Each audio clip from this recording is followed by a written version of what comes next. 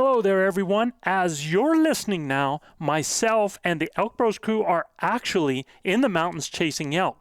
But we wanted those folks still on deck with hunts yet to come to have some content that might help you this season or for seasons to come. So, on today's special edition of Blue Collar Elk Hunting, it's a show that I recorded with John Stallone, and I was his guest on his Days in the Wild podcast. And even though the topic is about what to do 30 days out, there are a ton of nuggets, y'all, and information that I really feel could be used by so many folks up to the day before they leave and even during the hunt. So, with that said, pull up a chair, adjust your volumes just right, and welcome to Blue Collar Elk Hunting, and guys, welcome to Elk Camp. Welcome to Blue Collar Elk Hunting, brought to you by ElkBros.com, with your host Gilbert Ornelas and elk hunting coach Joe Gillia. You want to hunt elk, and they live to hunt elk. Their goal is to share with you what they have learned grinding it out for over 35 seasons, doing what they love. So come on into camp and set a spell. Welcome to Blue Collar Elk Hunters.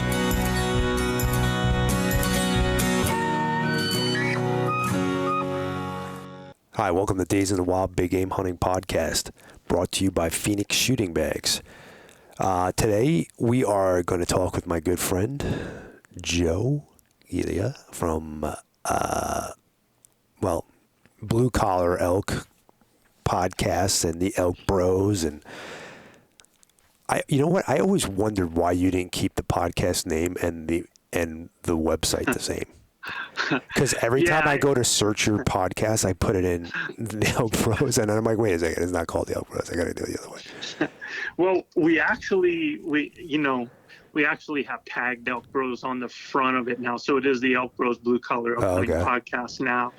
And so hopefully when you do a search, you find it like that. But I don't know, dude, it was like, and I had a lot of people when we started out, they were, especially people in marketing, like, well, it's not a good idea to have two different names. I'm like, well, what we were about was the message. First of all, we wanted people to understand what our show was about. Right. Yeah, Yeah, so, I mean, to me, that was more important for people to understand who we were, what we were about. And the ElkBros part would come along, and, it kind of did. And so, in fact, we have a lot of people, they search for ElkBros as two different words, and I kind of market it as one word. But, it all works out. And I think now things are starting to come together, and people are starting to recognize who we are and attach us to the podcast. But, we've got a lot of things going, because we have ElkBros Adventures going on. We got the Blue Collar Elk Academy, with base camp. So there's all of these little components, and I don't know, maybe it's kind of good they're a little separate in some ways, but yeah, I'm not a marketing guru. I'm just a guy who loves to hunt. Same here. I had a similar issue because I when I brought my podcast to the masses in 2015, it was interviews with the hunting masters. And that was a carryover from what I was doing when I was doing the podcast for just the hunting channel. And I did that because I was going to reuse a lot of my old content to, just to start out, to kind of feel it. And then, I went along for, I don't know how many years doing that. And I was like, first off, I was like, the name's really pretentious sounding, like people don't understand that I'm interviewing people that I believe to be the master of whatever it is I'm talking to them about. So it got misconstrued a little bit. And so then I was like, all right, well, I'm going to change the name to Days in the Wild, like my TV show, like my blog, and, keep it all in my outfitting service, keep it all the same. And I did that. It was a good change. I think I did lose a few people in the beginning, because they got confused, but right. I think they eventually figured it out. Yeah. Anyway. Yeah. And what I'm like, and really for me, it's like, I'm not looking for people that are looking for blue collar elk hunting. I'm looking for people that do a search for elk hunting, and, hopefully they find us that way. Right. Anyway, so it's we're about a month out. Yeah. We're about a month out from D-Day. So panic mode. Yeah. And I kind of wanted to go over and kind of give the listeners, I don't know, like a roadmap as to what they should be doing a month out. You know, what are some of the things? I know some of the things that I'm doing. I'll share those as well, but I'd like to kind of hear from you and what it is that you are doing at this point in the game. Yeah. So what's really cool about that, John, is so like we're elk hunting coaches, and right now, like I'm in coaching mode with my athletes, the competitors from Hunt Wars, you know, getting them ready basically 30 days out. And we also have our own coached hunt that we're doing because that's, you know, in our ElkBros adventures, we actually have hunts where we're coaching guys. So we're doing coaching through Zoom sessions right now with my coaching staff, with all these guys. So we get a real good look at where people are and where they're not 30 days out, and what they're still working on, what the holes are in their game, you know, those types of things. So that really has given a pretty good roadmap. And I find that it's interesting that a lot of people have spent a lot of time on logistics, right? They're like, their plans to get out there, where they're going to hunt, getting their tags, having all of that stuff in place to get there. But it seems like the skill sets that once they do get there, you know, it's real hit or miss on a lot of people. And I think that's what we're finding through coaching people 30 days out, you know, where the areas that they need to kind of up their game so that they're eliminating. And that's what we're all about as coaches. We're really trying to help people eliminate failure points prior to getting there, so that, you know, I mean, we both know, right? Every time that you have an encounter, first of all, you got to create an encounter, right? And then once you do find yourself in an encounter, it's like, how many stories do we hear from people that, well, you know, this happened, my sight moved, or it got bumped, or, you know, I went to go draw back and I caught my release on my face mask, or, you know, my reed went out at the wrong time, or my peak sight turned. I mean, there's just like all of these tons of, you know, all these little failure points that things could have ended up being a success story, but it's kind of like the same old fish thing, you know, it was this far away from the shore, you know, when it got off, you know. So I think that's where we're at. And what I really, you know, have started with, and as I'm coaching people, I kind of go through a few different things. You know, we talk about their game plan. We talk about where they should be physically and what they should be doing at this time. You know, we talk about the different ways of filling up their toolbox. And it's just like when I'm working with my teams, like when I was preparing for a championship season, at this point in the game, basically you should be taking the time to look at the little details to prevent some of those failure points, right? And then I think a big thing right now is to do those things that are going to actually eliminate lost time in their thought process in an encounter, so that some of those things, so they're not doing discovery and learning from the failures at the time for the next time. So, you know, hopefully they're not going through 5 encounters before they realize that they should be setting up in front of stuff instead of behind stuff. You know what I mean? So I think that's where I'm at right now. And I can kind of share some of those things that we've been talking about along the way. And calling, dude, calling has been huge too. It's amazing how many people are going to actually try to have their calling down probably on the drive out. Yeah. This year, myself included.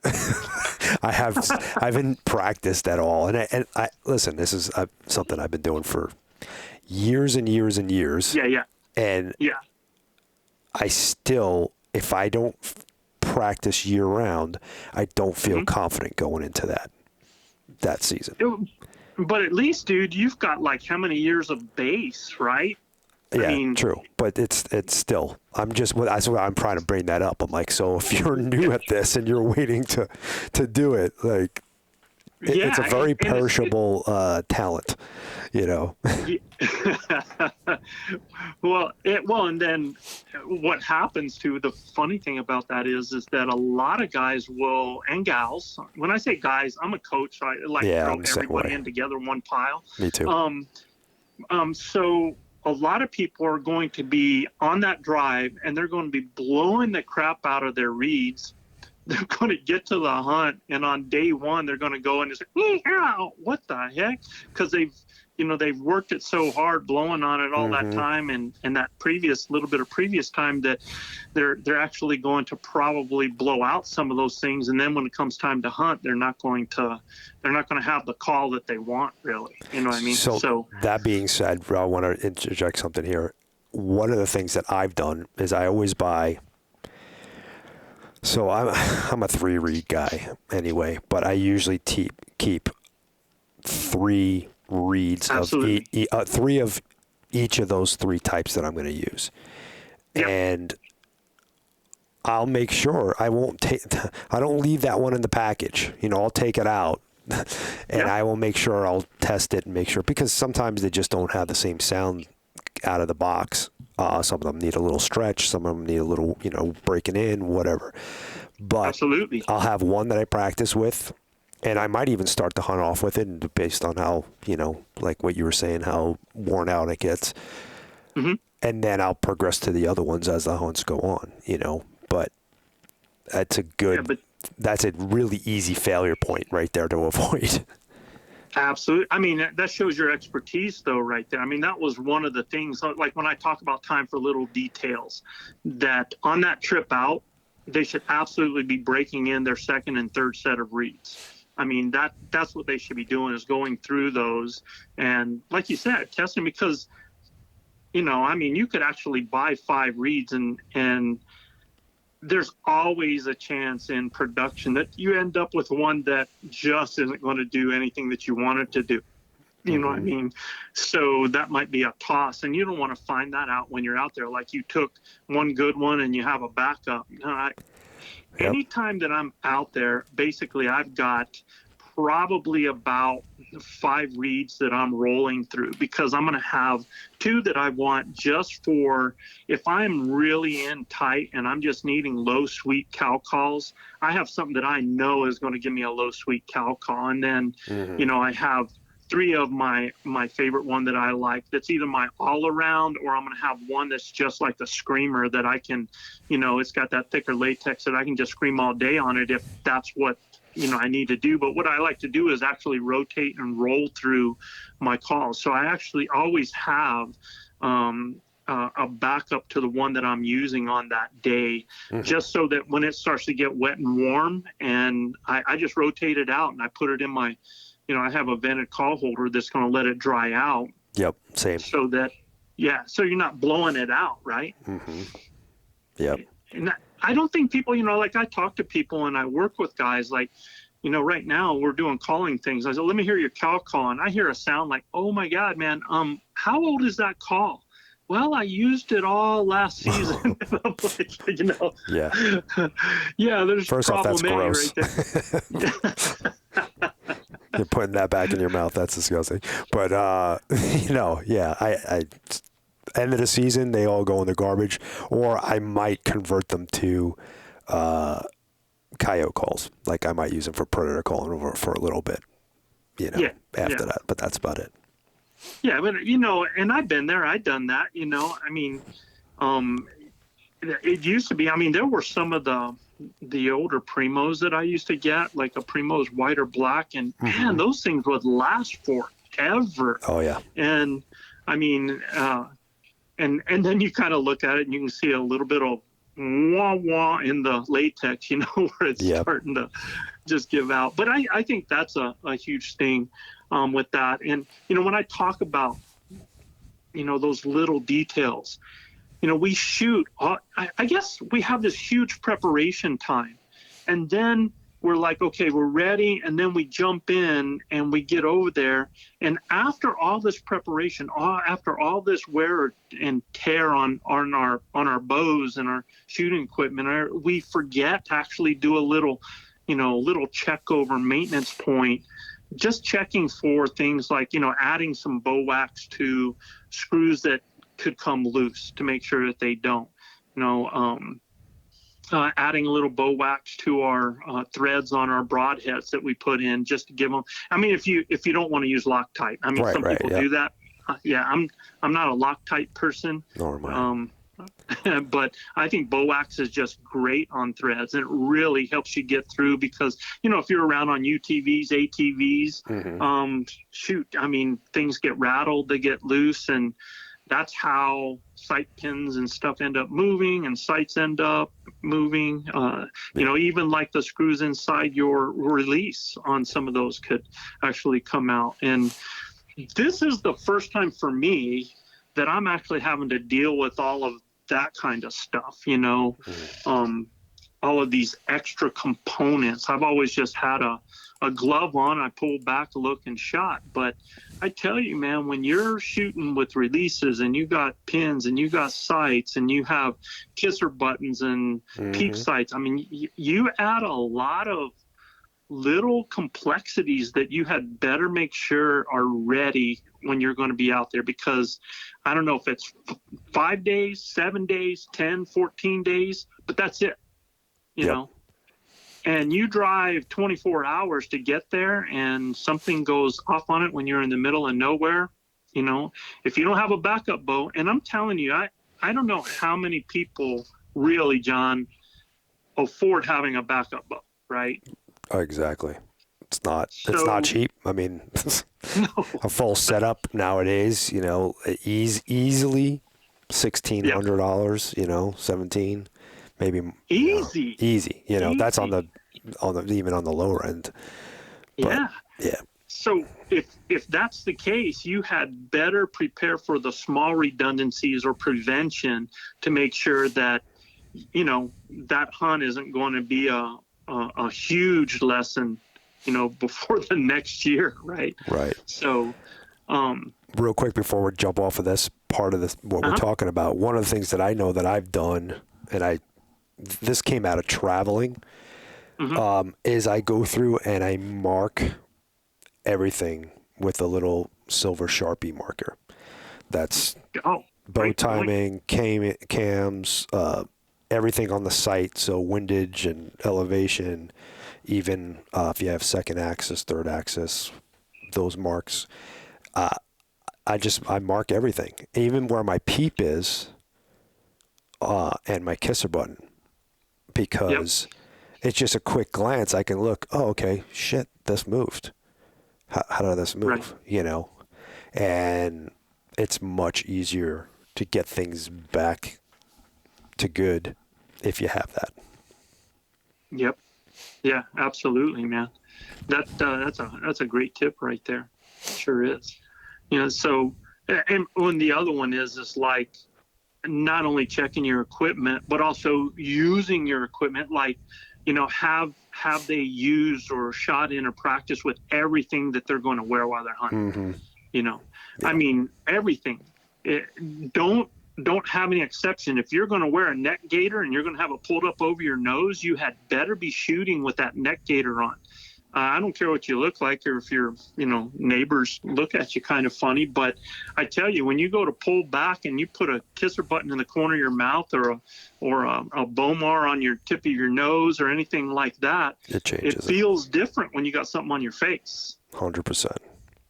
Yeah, and I mean, do you wear something on the front? Are you going to wear a bino case on the front? Myself, I hate when I'm elk hunting to wear anything that is going to keep me from quickly taking off a layer. That's just me. I'm not much for being strapped into anything because it's, if I'm in hot pursuit, and generally what's happening is you've got a destination herd that you're actually trying to parallel and get up to where they're going on the parallel side of them. So you can't waste a lot of time at certain times. And then all of a sudden you start to break into a sweat as you're moving up. I like to really just, I'm down, I pull it off, cram it on the pack, back on, and I'm going again. Whereas if I have something strapped on my chest, I'm having to unsnap that, take it off. And then I'm always worried about, and there's the other thing, little tip for everybody, is you got to always go through a post check, what I call a post check pat, so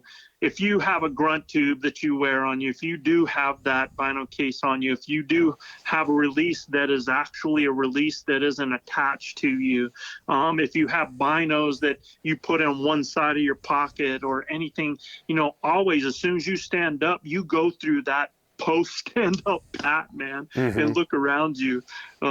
Otherwise, there's going to be somebody coming across some equipment in the woods that you're going to wish you had, right? Yep. Absolutely. How many times has that happened to you, John? More than I care to. And you want to laugh? The funniest thing is the one thing that was designed for you not to get lost, I've lost more times than it was my GPS. I've left like $600 Garmin Rhinos out in the freaking woods. Like, I don't know how many times, 3 times I think I lost them. Yeah, just stupid stuff. Yeah. and it's one of these things too, is where like if you have to stop and you're pulling everything off and you end up pulling off your gloves just so that you can grab everything or something like that, I swear, man, you'll just stand up and you'll take off without them. Oh yeah. Yep. It's happened more times than I could. Yeah. But you need to shoot in. You need to practice with all that stuff because the pack, a weighted pack, you're going to be out there for days with a pack that you don't shoot with in your backyard. And what is going to happen with that? Is it going to make a swoosh sound?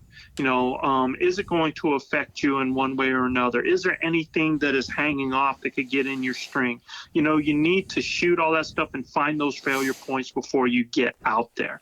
Yeah. I'm just not one to have anything loose on the front of me. I don't want anything to get in the way if possible, right? Yeah, so, I could see that for sure. I do wear a bino pack, but I've gotten used to it, and I've gotten used to, shooting with that and just knowing that it's there and it's got to go back there. But to take your point further, I actually got a video of this up on I think it's on my YouTube. I like to put myself, once I get to my destination, I like to put myself in a very realistic situation and throw a target up out there. I'm thinking the example that I did that's on the YouTube is I was mule deer hunting in Utah. I was at above 10,000 feet and everything was steep angled. So I put a target way down below me and I practiced shooting before I went out hunting. And just to get a feel for one, make sure you're dealing with different elevations. You might have sighted your bow in at 1,100 feet, and now you're at 11,000 feet. Whatever. It makes a difference, bud. Yeah, exactly. So just kind of going through those motions, definitely one. And I'm going to talk about this a little bit later on here, is confidence. It's going to build confidence for you, because that's absolutely when I'm a month out. That's everything. Everything about it, what I do is confidence. Everything's confidence.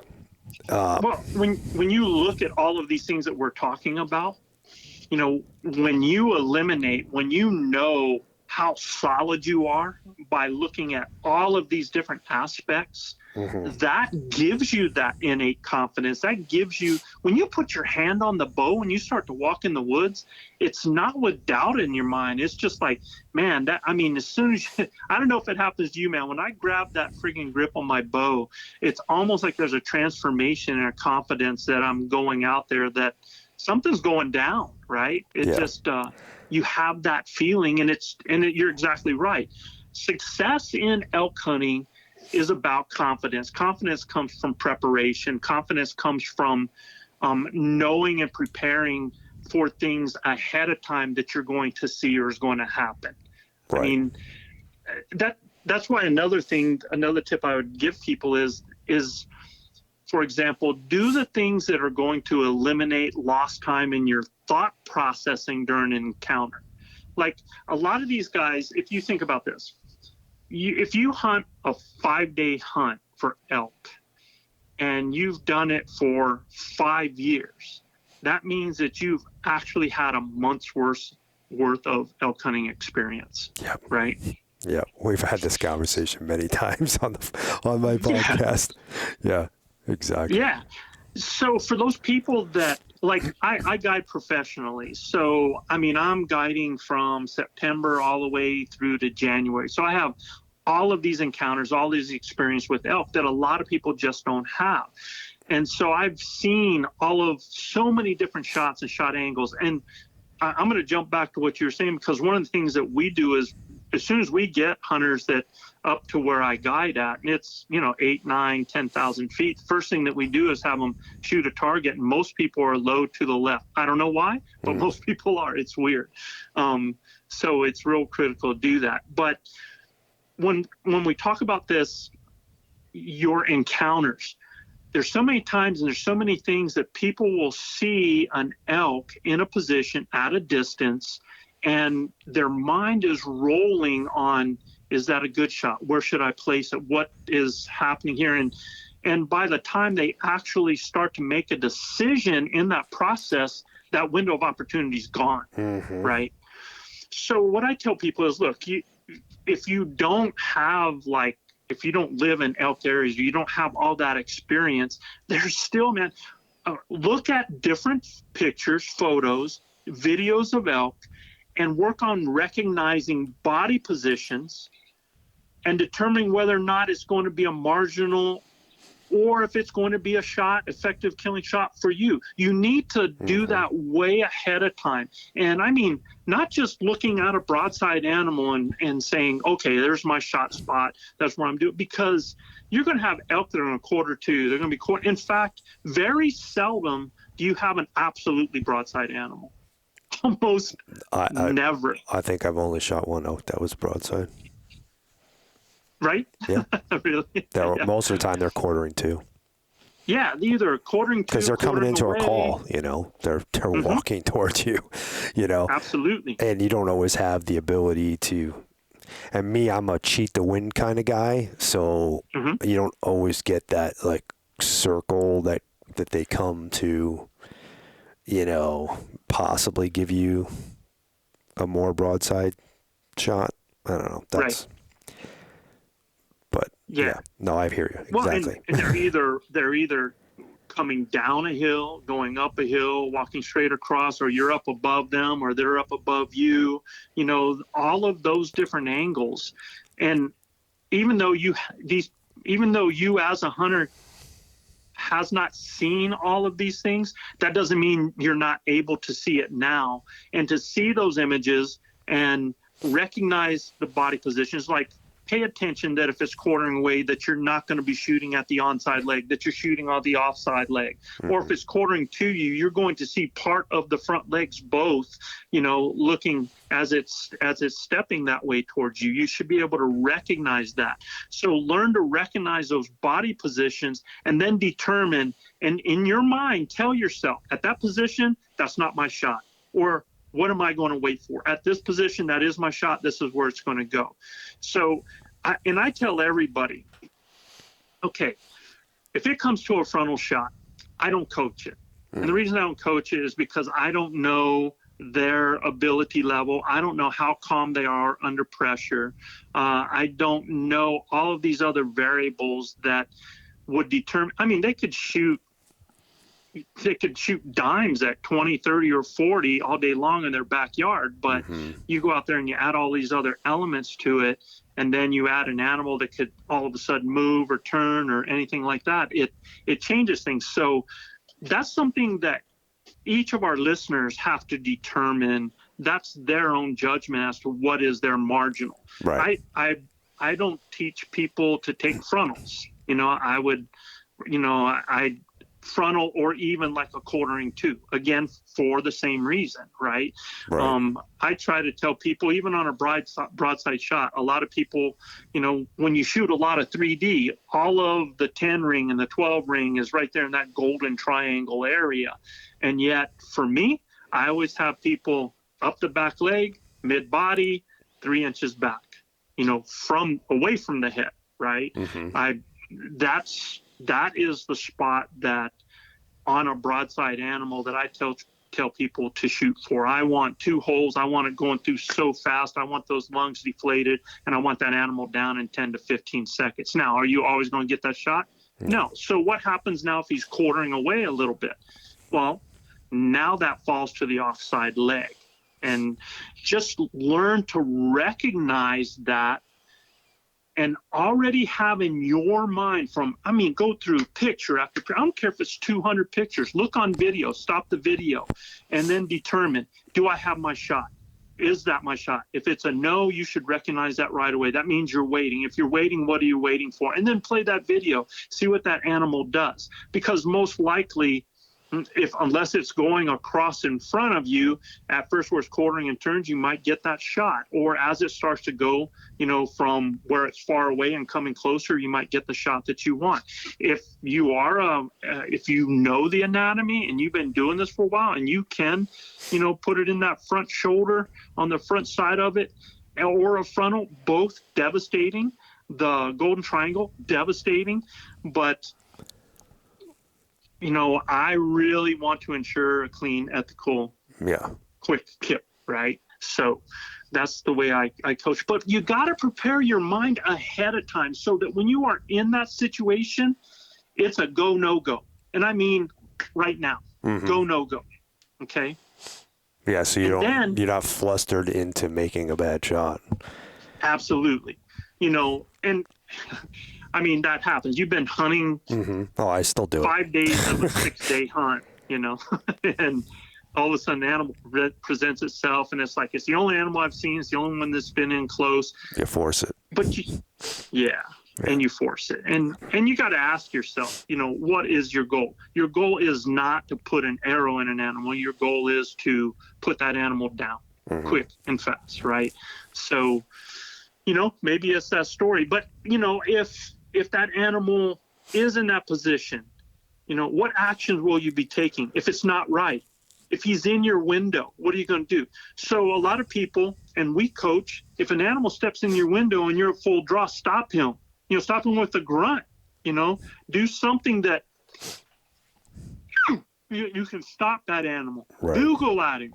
If he is in search of a cow and everything's quiet and he's looking for it, then you can just give a little sweet cow call and stop him. But have you practiced that, man? Have you drawn back and then had to give a grunt and shoot? Are you somebody that's going to change form when you do that because you've never done it? Can you bugle at the same time and then shoot a target while you're doing it? So I guess what I'm trying to do is tell people, like you were saying, John, is to get in those actual hunting situations, practice those setups, recognize setups. You want it to be as automatic as possible. Like Absolutely. You want to be able to recognize what's being presented to you right then and there in that moment, and be, I don't even want to use the word reactive. Reactive is even too slow. Like, you want to just know, like, this is what needs to get done right now. Go, no go, man. Yeah. I mean, I'm there. It's a go, boom, it's off, right? Yep. Or it's a no go, and then know what I'm looking for after that. If the animal's walking, at what distance. I mean, you can shoot an animal walking at 10 yards, an elk, if he's just moving, just like that. I mean, it's just so close. It's just boom. But I mean, at 20 yards, you're going to want to stop that animal. 30 yards, absolutely, man. So, you've got to just know, what are my actions I'm going to do in this situation? And, you can do that by watching. There's so much stuff that you can watch these days. And another thing is hunting in realistic shooting form. I mean, we're all rock stars in our backyard, standing there, perfectly. Exactly. The feet are level on the ground, everything like that. But, how often is that going to happen? Right. Never. So almost never, almost never, especially elk hunting. I feel like most of my shots have always been taken from either kneeling or sitting position when elk hunt. Because when I set up, I'm not standing in front of something. I'm kneeling in front of whatever cover it is that I'm, you know, I'm not breaking up your. Yeah, I'm not trying to stand up and give myself away. I mean, yeah, you can get in situations where you back yourself into like a group of bushes, trees, whatever. I don't know. But see, you still... there in Arizona, you got like the same country we do here in New Mexico. So it's like, it seems like all the pines, the branches don't start till a certain height. Yeah, up, exactly. Right? I have to get down to see. Like you see under everything. But you take that same thing and you take it to Oregon. There's no way in that lush Oregon side that I'm going to get on my knees or I ain't going to see crap, right? It's just it's different for the vegetation. So, it's dependent, and I always have to be careful because I see things from a perspective that's regional, really sometimes. But you're absolutely right. You got to practice from all that. I think, I've taken 36 elk on public land, and I've shot 2 standing. The rest of them have been from a down position, or I've even done a 1 knee draw on a couple of them where you just had to get down all of a sudden to get that view. So there's different things that you have to practice for. Even you need to practice drawing and moving 4 steps to your right and then shooting. Absolutely. Draw, move 4 steps to your left and shoot. Draw, move 4 steps to your right, grunt, shoot. Practice those types of things. Practice being on your knees and knowing that, okay, now I have to rotate my knees to the left. I have to twist to the left and now take that shot, right? So I think people get the point. I might be beating a dead horse. No, but it's important enough that it kind of needs to get beaten in there a little bit. I was talking about confidence earlier. Like my main focus right now, a month out, is my practice with the bow. I've and my calls too as well. And it's not the time to learn something new. Okay. The time to learn something new, that's past. That's gone. You don't want to try to do something that you haven't done before, that you haven't had a lot of experience before, 30 days out before your hunt. That's in my opinion, but I don't know how fast a learner you are, but like for me right now, I mean, I got video after video of this stuff out on YouTube and even on Instagram and stuff like that, where it was just like you were saying, I'm imagining an elk walking through the trees. I'm tracking him. And then when he gets to my opening, I'll make a stop sound, or sometimes I don't make a stop sound, and I take my shot.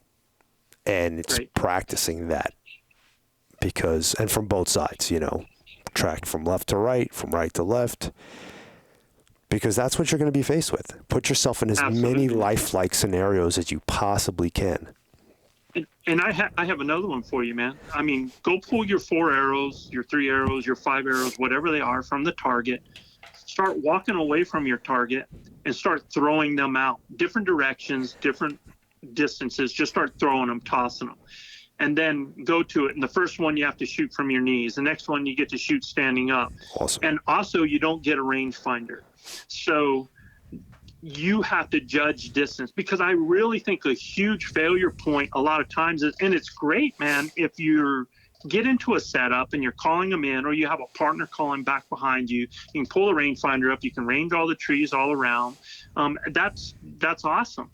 But I can't tell you how many times you end up in a no crap moment where all of a sudden you see a tip of a horn, you drop down and you're getting ready to shoot. And now, instead of getting into your shot process, it's like, oh, I got a range. And then by your range, this animal's moving. So now you're trying to get the rest of this stuff done without him seeing you. So, I mean, it's just like, I think we become so dependent on that rangefinder that you really have to work on your judging of distances. You should absolutely, 30 yards in should be a gimme, right? Where you don't need a rangefinder. And that just comes from practice. And that's why, toss shots is what I call them. Just going out there and just throw them in different directions so you have different angles and you have to shoot them from different positions at different places. Again, doing things to raise your confidence up. Now, you go and you zero in and you're 2 inches high or you're 2 inches low, right? Well, if you're taking that elk mid-body where I told you to take it and it's 3 inches back, you're good. You're good as gold there, right? So, but you have to, you're not going to kill it if you don't take the shot. You don't want to take a marginal shot. So if you want to be effective at that, you got to practice these types of things. You have to, or you are setting yourself again up for a failure point, right? Right. Exactly. Well, I wanted to say this, but I didn't want to interrupt what you were saying. The second you sit down or kneel or stand, whatever the case is, and you're setting up to start calling to an elk, before you start calling, you take out your rangefinder and you get as many markers as that you can remember. Don't overdo it, because then you're going to get, look at all the major shooting lanes and say, okay, this is 25 yards, this is 30 yards, this is 40 yards, this is 50 yards, whatever the case may be. Put that dang thing away. And just as you're calling and looking for him to come, or your buddy's calling for you, you just keep going from marker to marker. Oh, that was 45. This was 35. And you keep saying that into your head. And then when that elk shows up to present you a shot, within a couple of yards where he's standing. And that is like, well, key. I'll take that to another aspect, and that's, I'm not able to tell you how many times people will stop to call and they don't consider where they're stopping to call from. And all of a sudden they see a critter coming in, they see a horn or what's starting to show itself up, and they didn't expect it. Again, another oh crap moment. And they're someplace where they actually stopped in the limbs or they stopped behind a tree. They didn't consider shooting lanes and the ability to shoot in what's around them so that they could draw before they even stopped to call, right? Yep.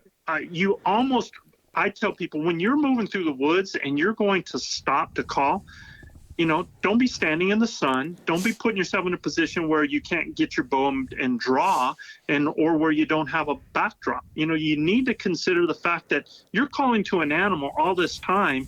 Well, it's likely he's going to show up, right? It's kind of like, it's like fishing and not having your pole down in a position where you could set the hook. It's like just, it's all loose and it's just, you have an opportunity and you miss it. Oh, almost had one. Almost had one. So that's something to consider. And it's funny, when we were talking about the shots, John, I don't know about you, but I see a lot of these photographs of people at Mountain Archery Fest and TAC and different things like that are on steep slopes. And you can see them shooting down a hill with that bow arm dropped all the way down. All the time. I just did hike to hunt challenge. Was it last weekend? Yeah, I think it was last weekend. And I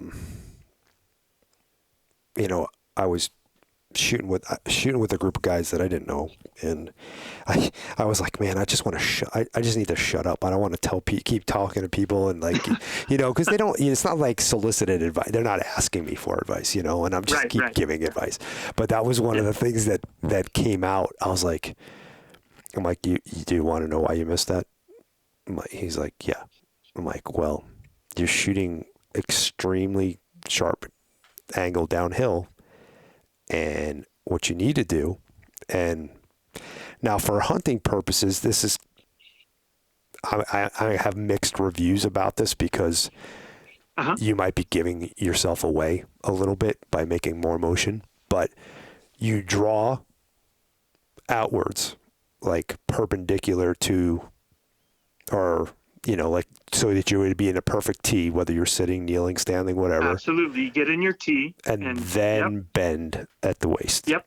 Yeah. And look, you have to, because nobody, when you put your bow and push it at them, unless you're really good at bending your waist first right away. Right. It's most people are going to put the arm down and they're going to draw back and they're going to be already in an awkward position if they do that. You're absolutely right. You need to create the T, and then you need to go down or you need to go up with it, just to ensure that you're in that form, man. Instead of, changing that and then shooting over, or way under, according to whichever it is, right? Well, and to be honest with you, you just said something that sparked another thing in the memory of this past weekend, and I don't want to pick on these guys. One of the guys that I was shooting with is very novice, just picked up bow hunting very recently, so and he was the only guy that wasn't doing it. Everybody else was sky drawing. And I don't know if you don't know what that is you point your bow up in the sky and you draw back and then you come down.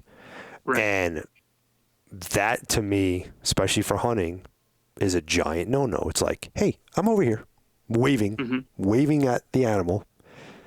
So, like, be conscious of that. Like, try to have as little bit of minimum. This is not a 30-day out thing, but this is just in the moment thing to think about, Yeah, and it's practice actually, that way, Yeah, it's actually a strengthening thing too, because really, I've just gone through a lot of shoulder rehab, because what happens is, and where a lot of people get that from is, and it happened to me. I had a shoulder injury about 4 years ago, and without noticing it, I used to shoot so much when I shot instinctive with my bow.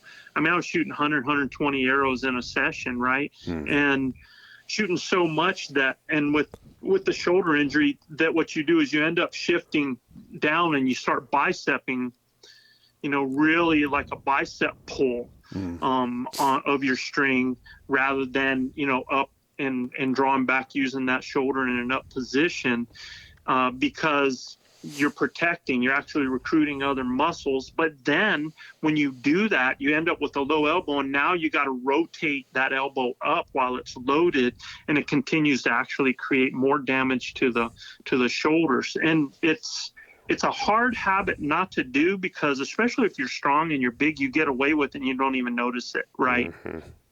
Until some years later when something starts happening so it's really that what you're talking about there is absolutely, man. It's a strengthening thing. It's a maybe dialing the bow down type thing, because everybody thinks that they have to shoot 70 or 80 and you don't. 100 pounds. Yeah. But no, I totally agree with you on that, man, that the less movement that you can do, and you can actually, a lot of these guys that are good at that shoulder don't have to raise it way up to do that bicep pull. You can almost just do that straight out as well, but you're still having to rotate that into that shoulder on load, which isn't good for it. And I'm a prime example of that. Me too. So, I do. Yeah. I know I don't, I come across my chest low, and then I anchor back. But that's, I've done that my whole life. Like, that's kind of like my process, and I haven't changed it because, I don't know. It works for me. But the sky draw thing, like that to me is just like I think. Yeah, I just went through 5 months of therapy, man, to get over that. So yeah, things have changed a little bit, but so moving on to some of those other areas, I mentioned the physical prep 30 days out, right?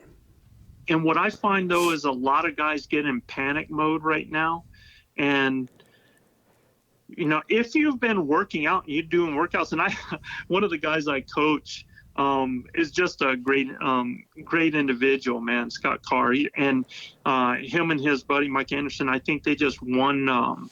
It's one of those big events where you're pack and shooting and stuff like that. These guys are just beasts.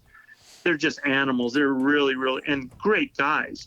And, you know, when I'm talking to the guys I'm coaching, I'm basically is like, look, right now you're 30 days out, you're in maintenance mode, right? So don't be like adding anything different to your workout. I mean, and the main reason I tell that is because a lot of people will start now to try to overdo it. So they start throwing tons of weight on, and then they try to like go up these hills with tons of weight and end up tweaking something, you know, 2 weeks out from the hunt that's going to hamper them. So right. Unless you're doing already those types of workouts, you're good. You're great. You're good to go. And if you did only start there in the beginning of July, you know, 4 weeks out in August isn't the time to increase that.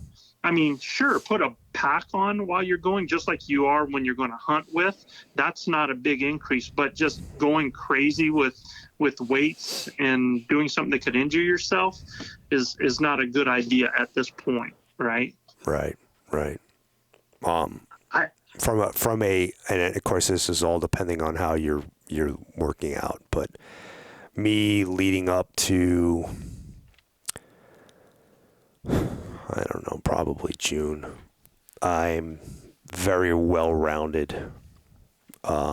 Actually, shouldn't even say that. I kind of start off more strength stuff earlier on, and then I get more well-rounded, meaning I do start adding in more cardio, more of that type of movement, and then it starts to switch from once I've gotten to a certain strength level.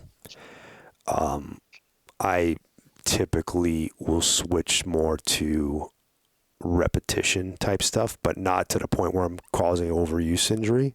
I'm just going more like 20 rep type lifting, and then, you know, right about now, I'm going to start changing to like a HIIT style, something that's just keeping my heart rate up.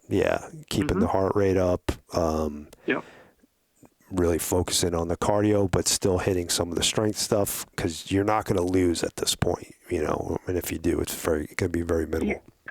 Yeah, absolutely, John. And the thing is too is, man, I mean, when you're doing the strength stuff, I mean, we're talking about sure, prepare for success, but I guarantee you, man, you know, where you're at right now, you're not going to change it a whole lot, you know, at this point in time. And strengthening, you know, maybe back in May, starting then, you might have changed the strengthening, but right now you're not going to change it that much. And really the areas that you got to prepare for is if you're going to swim the English Channel, you better be swimming. If I was going to say sport specific training. Yep. Absolutely. You took the words out of my mouth. Yep.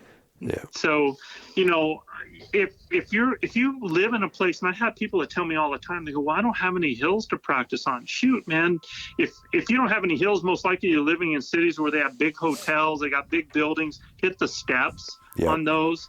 That's what I do. Find those overpasses that have those big hills and go up and down on those, on the side of those. I mean, you know, prepare yourself for what you are actually going to be doing. And, you know, the fact that you're going to be stepping over things and over things and over things and going up and down on hills with weight on your back, that's what you need to be doing. And what you were talking about with the HIIT, John, and what people, if they don't understand that, you know, that is high intensity training. So, for example, you know, when you're chasing an elk and all of a sudden that elk is just over the top of the ridge and you got to get up to the top of that ridge, get in position, be ready to shoot, and do it while you can actually be breathing and your eyes aren't all unfocused and everything. So, you know, hitting something for that 10, 15, 20 seconds hard, and then, you know, giving yourself just very little bit of breathing and doing that maybe 3 times. So you go like 20 seconds on, 10 seconds off, 20 seconds on, 10 seconds off, something like that, so that it's high intensity, really making you breathe hard. That's preparing you for those moments like that. Because it's not the fact that you're not able to get there to see that animal. It's now that you get there to see that animal, and can you breathe well enough to keep your pin on that animal, right? So And again, you're showing your experience, John. Yeah, I learned this long time ago. Matter of fact, I think on YouTube there's from like 11 years ago. There's a video of me, and I'm running, doing sprints, and then stopping, picking up my bow and shooting. Yeah. So it's me training myself to get my heart rate up, to get in that huff and puff situation and be able to gather myself enough to make a shot. And that's huge. You know what's training. funny is when I shoot multiple arrows in a row, I've noticed I'm like out of breath after I do it. And I'm like, why am I out of breath? And it's because I've trained myself years ago to, when I'm getting ready to shoot, I breathe in, hold my breath. Yep. You know, and then take that shot. I might, exhale a little bit slowly, but most of the time I'm just holding my breath, and just so that I'm not having up and down type stuff. And so you do that multiple arrows, and it's like, oh man, why am I like, it's because you have to practice those types of things. You can't just sit there and you've got to get there, take it, pop, so you have to practice those things, exactly what you're talking about. And everything falls in line with preparation to confidence, right? Right. Yeah, absolutely, man. Yep, exactly. Because that's what you're trying to do. You never want to be surprised about what it is that you're doing, like, especially when it comes to shooting. Like, you don't want to shoot something and be like, oh my God, I actually hit it. You want to know whether it's the truth or not. You want to think, so I'm going to let this arrow go. You're mine. You're done. This is it. Yep. So. Absolutely, man. And so let's talk about confidence too. I mean, we've talked about a lot of this stuff. Well, there's other ways that they need to prepare. Like, a lot of people have done the logistics for getting to there, and they might have an e-scouting game plan. Hopefully, if they're fortunate, but I can't tell you how many thousands of people are going to be hunting out that never were able to get boots on the ground when they got there. So that's me. Actually, what's that? That's me. Unless I draw a tag here in Arizona, which is a different story. But I can't think of a single elk hunt that I've been in out of state that I've had a chance to go and physically scout. So let me ask you a question then, man. I mean, because you're like me. You have e-scouting down, right? You're able to look at it. You do all these different things, but all of these hunts that you've gone on, when have you ever gone someplace after e-scouting where it wasn't like, oh my God, that's what it looks like, right?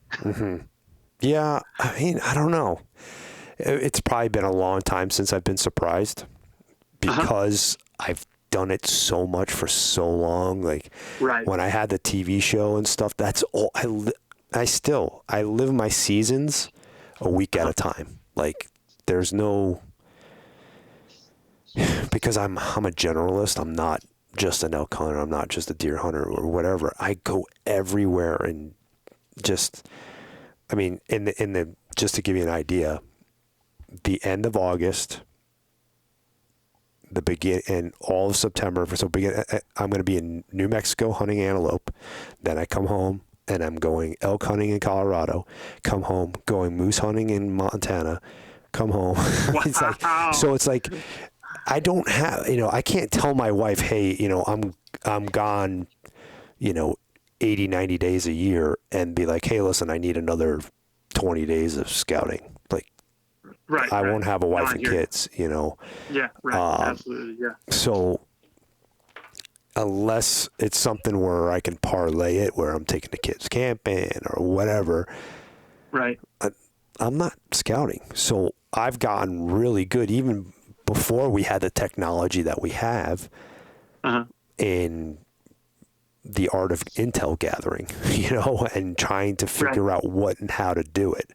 And then once I'm there,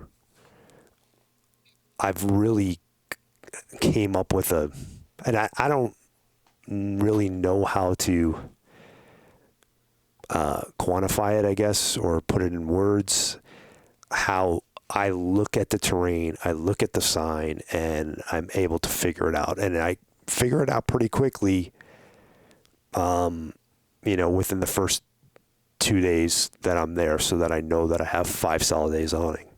But that's because you see things differently as well. I mean, and that's one of the things that I try to teach people in my course that I do, and try to teach people, is it's a different type of awareness. It's kind of like a guy that walks up to a lake, and you can look at it and you can tell where you're going to catch a fish, right? Oh, yeah. I mean, it's that innate ability. Well, it's not innate either. I mean, it's after years of experience. I mean, the same thing when people talk about go with your gut. It's hard to go with your gut if you don't have experience to go off with that. Your gut could tell you wrong things. But, after so many years, that's why you've developed that ability to be able to evaluate and verify so quick. You can go into an area, what areas to travel to be able to, that you should see sign, that you should see track.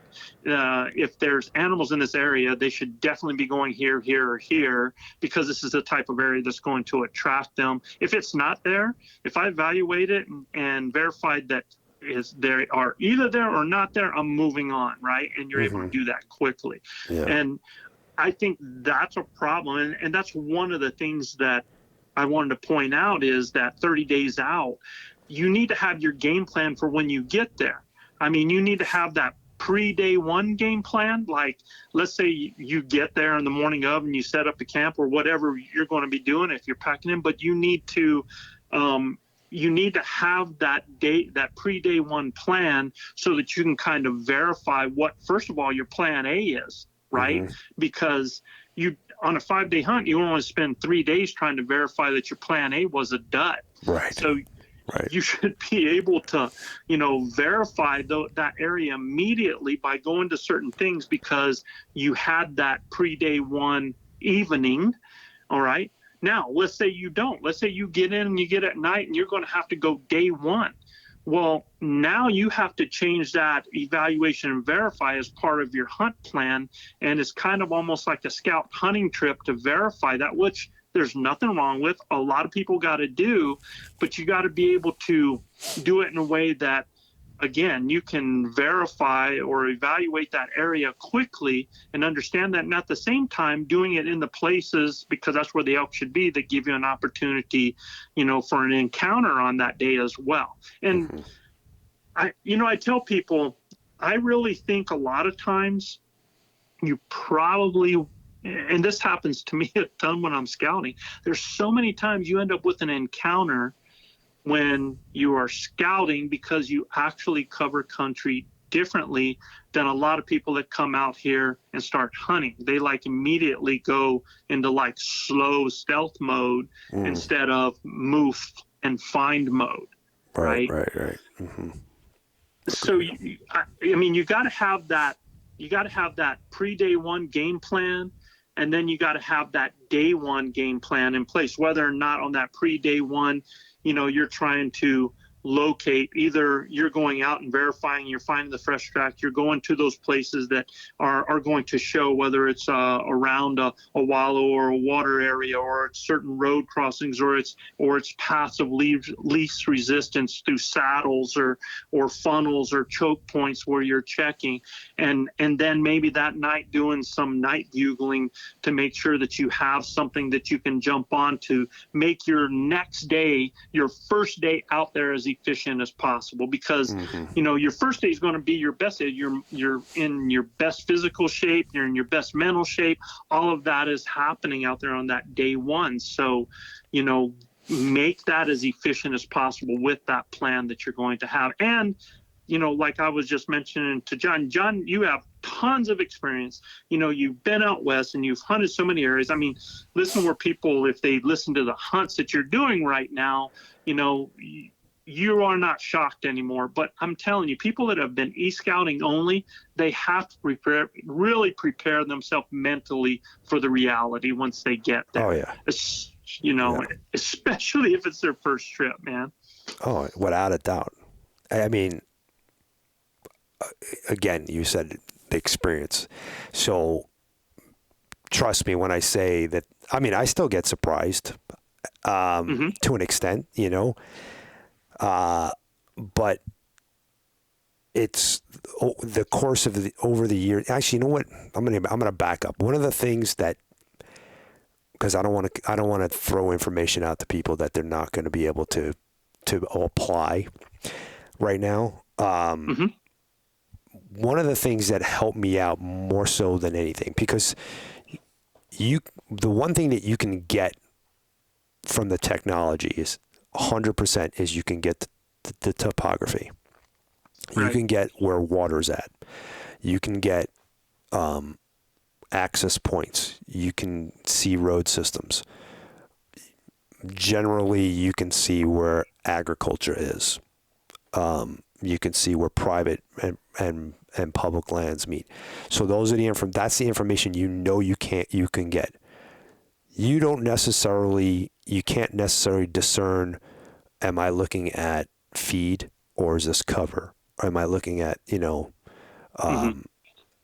this rocky stuff that's underneath this trees or is it, grass? You don't know. You don't know what you're looking at like that. So one thing that helped me out the most was reading topography and understanding how animals use it. And I say animals because they almost all use it the same way.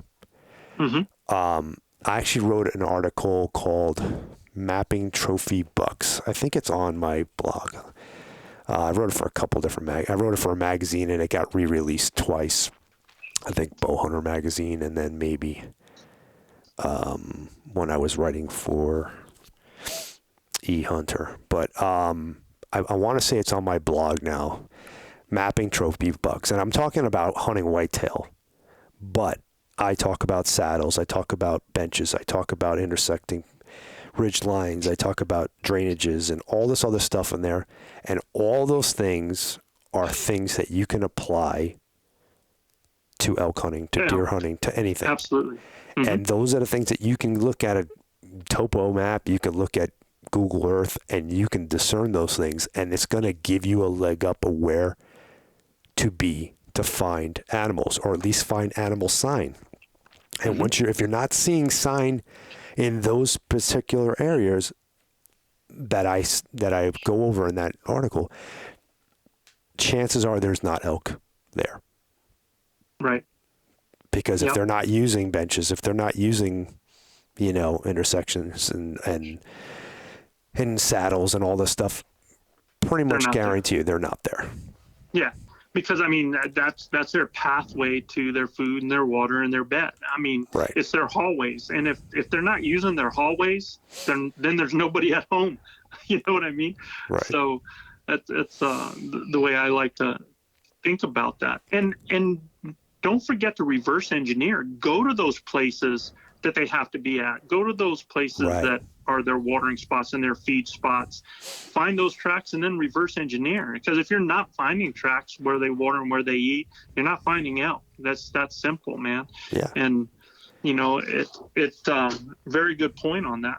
Yeah, if you just said something that, if you're hunting here in the Southwest, they need water. They need water everywhere, but they really need water here. So absolutely, it's the easiest thing for you to find elk animals in general when you're hunting in New Mexico and Arizona and some of Nevada and whatnot, because they have to be where the water's at. So start at a water and reverse engineer, like you said.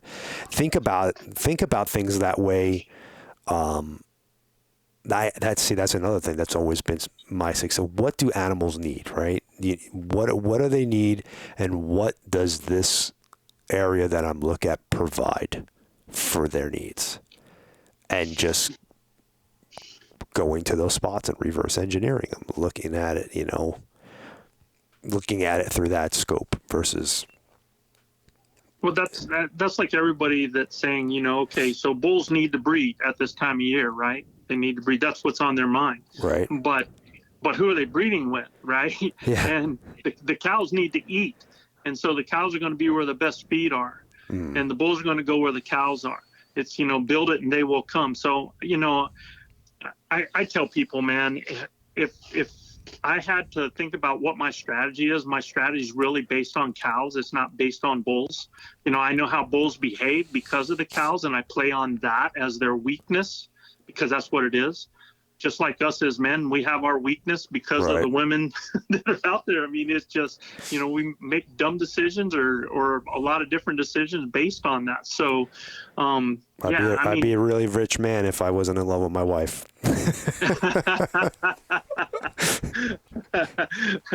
In a different way. Exactly. Yeah. Life is rich right now, dude. I see all your family stuff and the things you do, and I'm just, I tell you, I'm proud to know you, John. Man, you're a good dad. Thanks, you're man. a good husband. Making me blush. And you're passionate about what you do. And everything. So, no, you're a very rich man, buddy. Trust me. I know. I appreciate that about you. I know it. Every time I find myself starting to complain about my life, I'd stop myself and was like, "Shut the hell up, bro. You got everything." So. Oh yeah, you're killing it. You really are. You're doing great, man. And the one thing I probably left out last, and is probably the one thing that most people are most worried about at this time, is their calls and their calling strategies, right? Yeah. And really though, I think it's great that what we just talked about as far as the game plan and finding elk and reverse engineering, because there's so many people that are going to go into an area and they're going to run a ridge and they're going to use a bugle response strategy. They're going to basically be hunting bugles, that they're going to leave elk and continue trying to find elk even though they're there, right?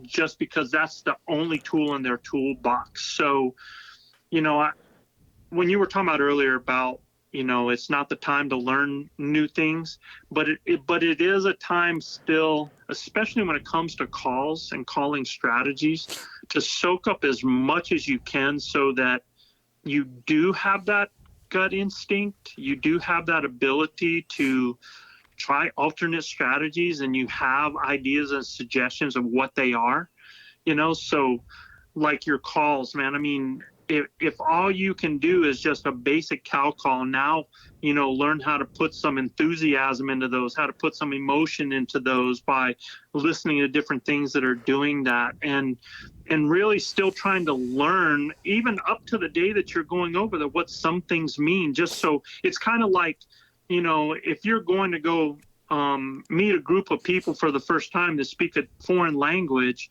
you're just not going to go up and show up. You're going to continue as you're going to be able to learn how to say hello, or, trying to tell them I'm hungry, or, get away from me, those types of things. So, I mean, keep learning, and your calls and calling strategy is something that you're going to continue to learn out in the field, man. There's actual practical application there.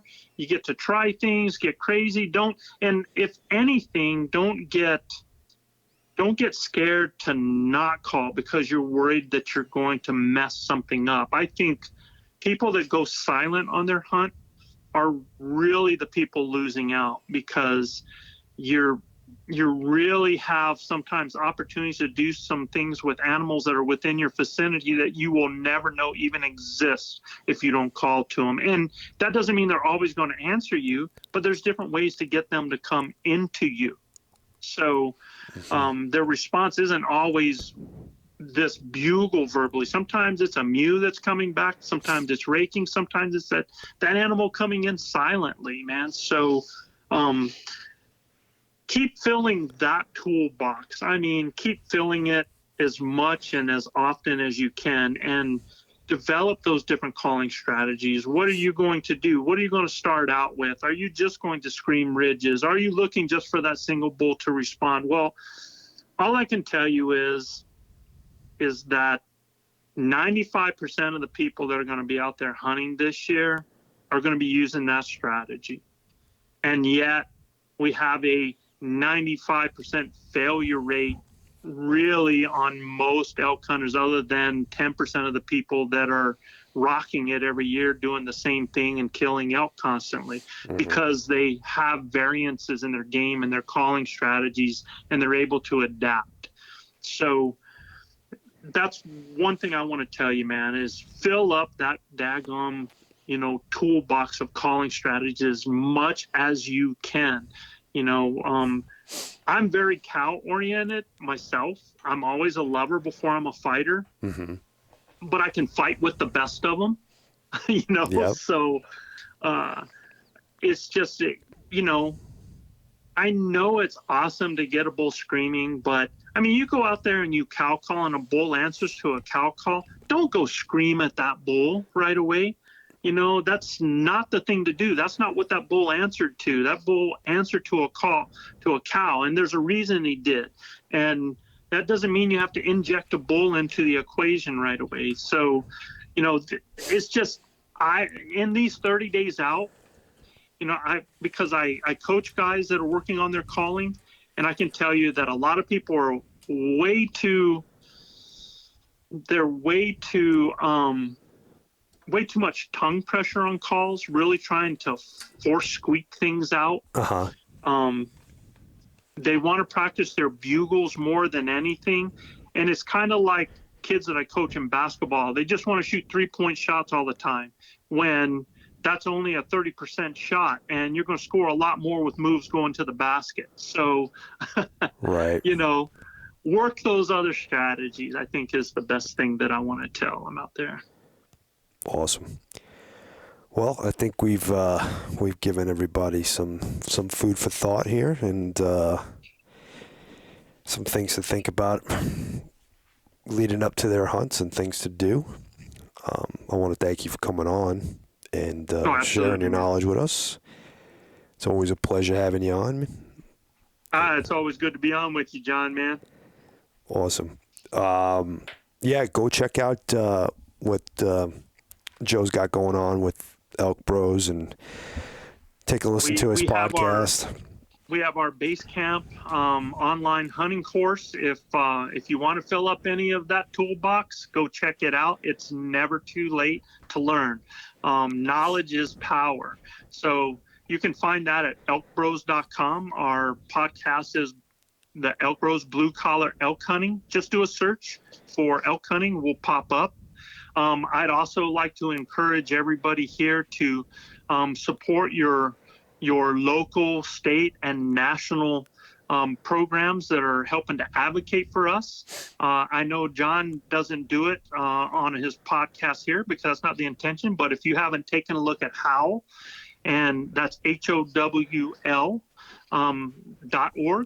if you haven't taken a look at that, you need to. It's important that we support those people, those places, those organizations that are best advocates for us as hunters and pulling us together and helping us to have a voice. So I'm just going to give that a plug, John, out Thank there. Thank you. Appreciate it. Absolutely, man. Thanks a lot, and thanks for coming on. We'll talk to you soon. Hopefully you have a great season, and we'll have some good stories to share afterwards. Well, I tell you what, man, if you can't be handsome, you can at least be handy, man. I'll try to be handy while I'm out there. All right. Thank you. All right. Have a good one. Thanks, man. Bye. All right.